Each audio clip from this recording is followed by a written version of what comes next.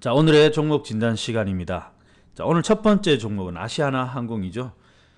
아시아나 항공은 여러분 또 다 알고 있는 그런 회사일 겁니다. 근데 이제 최근에 긴 조정 이후에 아주 급등을 해버렸죠. 2014년 10월부터 상승하기 시작해가지고 연초까지 계속 올라왔던 그런 종목인데 4,000원대 아래에서 출발해가지고 거의 9,980원까지 많이 올랐던 그런 종목이죠.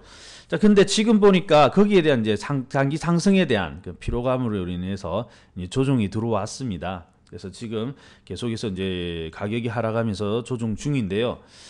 보니까 이제 오늘로서 가격 조정은 마무리가 된 것 같아요. 그래서 가격은 이제 더 안 빠질 가능성이 많습니다. 물론 조금 더 빠질 수도 있지만은 가격 조정은 거의 다 온 게 아닌가 그렇게 보여집니다.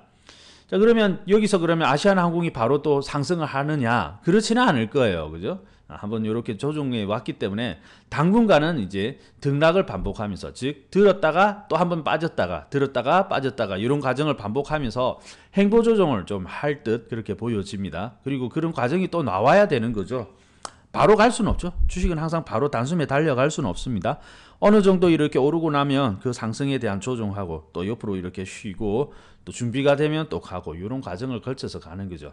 그래서 아시아나항공 가격적으로는 이제 더 빠지지 않을 가능성은 있지만은 바로 달려가기보다는 이제 행보 조정이 좀 남아 있구나 이렇게 보시고요. 그래서 이제 좀 고점에서 많이 물리신 분들은 이제 좀 반등을 줄 때 그때는 이제 비중을 조절하는 것이 좀 좋겠죠, 그죠? 일단 아시아나항공 바닥에서 사신 분들은 뭐 상관은 없겠지만 고점에서 사신 분들은 반등을 이용해 가지고 비중을 좀 조절하시는 것이 좋지 않을까 그렇게 보여집니다. 자, 다음 종목은 삼성중공업입니다. 자, 삼성중공업이 상당히 많이 빠졌죠. 저기 2013년 45,000원대에서 지금 거의 뭐 18,000원 아래로 지금 빠졌습니다. 근데 참 약하네요. 결론적으로 말씀드리면 참 약합니다.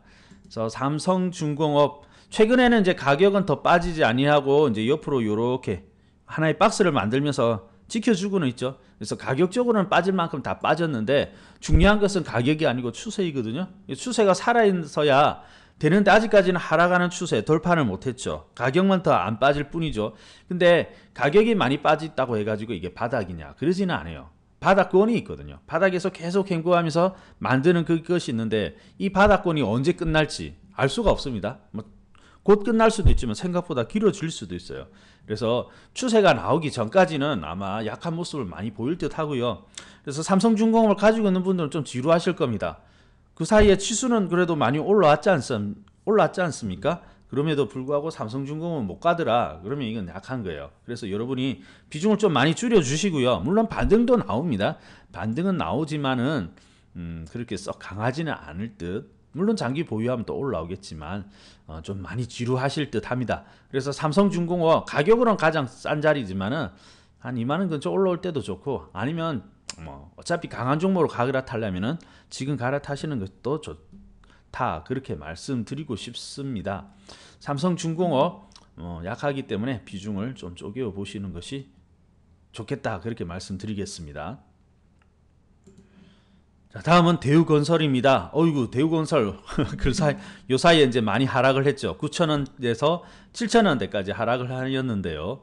아마 7,000원 근처까지는 빠질 듯 보여집니다. 우리가 주가를 가지고 단정을 할 수는 없지만은 그래도 이제 어떤 지지와 저항대로 이렇게 가늠해서 본다면은 한 7,000원 근처까지는 빠질 것 같아요. 근데 가격은 거의 다 왔죠.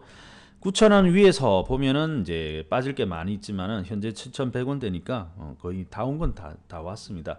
근데 중요한 것은 이렇게 올랐다가 단기에 올랐다가 단기에 또 빠지고 이런 등락이 중요한 게 아니거든요. 그럼 이 대우건설이라는 종목이 근본적으로 앞으로 시세를 분출하면서 쭉 올라갈 수 있느냐, 그러지 못하느냐, 그게 더 중요한 겁니다. 그래서 대우건설 글쎄요 아직까지는 좀 약해요.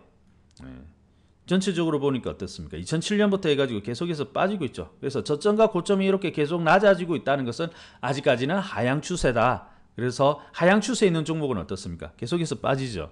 물론 이제 여기 5,000원짜리가 바닥짜리는 될 것 같아요. 그리고 5,000원짜리는 이제 안 올 겁니다. 안 오지만은 탄력을 회복하기 위해서는 추세가 나와야 된다. 그렇게 볼 수가 있거든요.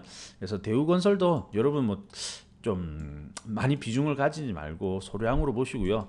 그리고 건설 업종 중에서도 강한 종목이 있기는 있습니다. 그래서 되도록이면 추세가 탄탄하고요. 강한 종목으로 가셔야지 여러분 수익이 많이 나실 겁니다. 그렇죠? 그래서 대우건설은 좀 가지고 있는 분들은 이제 비중을 좀 잘 줄여가지고 보유를 하시고요.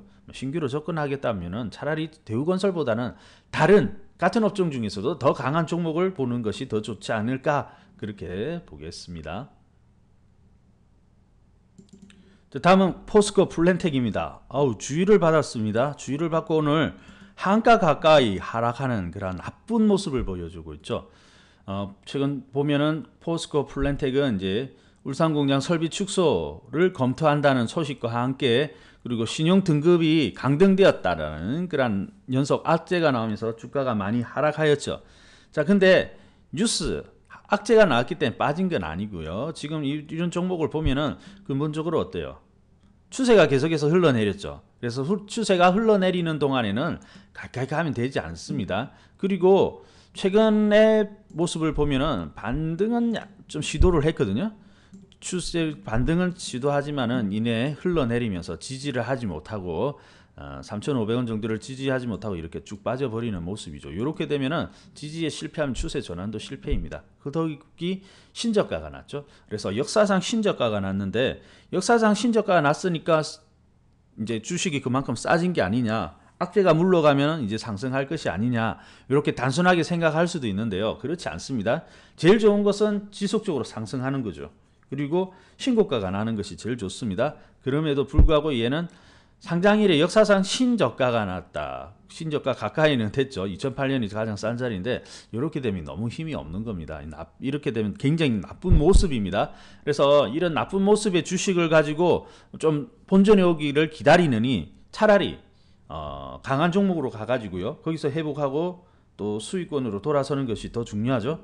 그래서 쉽게 이렇게 회복되지는 않습니다. 이렇게 단기 악재가 아니고 이 추세를 보면은 그만큼 추세가 말을 하고 있었다. 뭔가 이게 내용이 계속 안 좋아지고 있었던 거죠.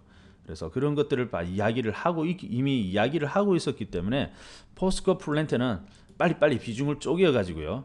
좋은 종목으로 옮겨 주시는 것이 좋겠죠. 네. 상당히 나쁜 모습입니다. 네, 대우조선해양입니다. 대우조선해양은 아까 본 삼성중공업과 함께 그 조선 관련된 그런 종목이죠. 자, 근데 조선 관련된 종목들이 2007년도 고점 찍은 이후에 계속해서 조정인데요. 물론 가격적으로는 이제 많이 빠졌어요. 그래서 더 빠질 건 없죠. 이제 하락하던 그런 주가가 어때요? 이제 최근에 바닥권에서 횡보하기 시작하고 있죠.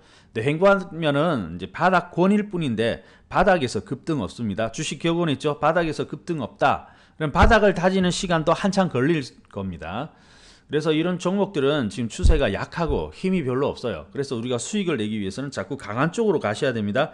약한 종목은 가격이 만만하잖아요. 다른 종목 다 올라가지고 이런 종목은 아직 오르지 않았으니까 이제 다음에 갈 차례야 라고 생각하기 쉬운데 그렇지 않습니다. 약한 종목은 약한 종목일 뿐입니다.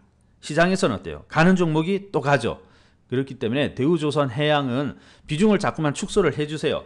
반등 나오고 있죠. 반등시 조금씩 올라옵니다. 또 2만원, 2만 5천원 올라올 거예요.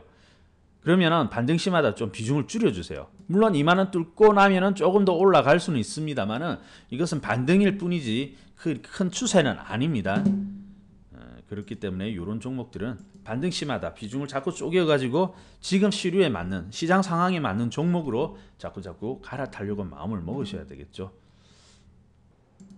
네, 부자빠 주식학교 다음 카페 안내해 드리도록 하겠습니다. 자, 부자빠 주식학교 다음 카페는요, 회원들이 현재 18만 명의 회원들이 활동을 하고 있죠. 그래서 2014년도 다음에서 우수 카페로 지정된 그러한 카페입니다.